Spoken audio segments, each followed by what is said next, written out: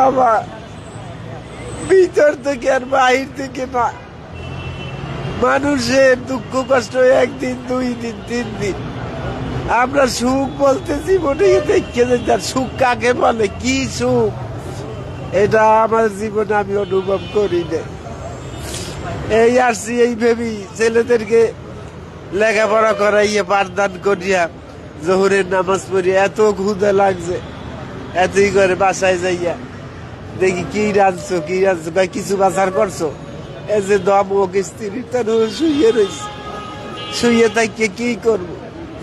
এই একটা ঘটনা শোনেন, এইরকম একেবারে রান্না টান্নার চাউল ডালের কোনো অবস্থা নাই, কি খাবো। এবারে বাচ্চারা না খাওয়া, আমি না খাওয়া, ক্লাস করিয়ে গেছি।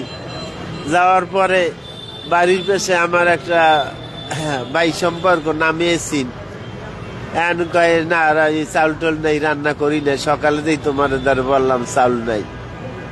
এত বাবা ক্ষুধা লাগছে, ক্লাস করিয়েছে কি। এবার আমি আসিয়া তার ওই এসিডের হইনি কই আমার দুঃখ ভাত দে।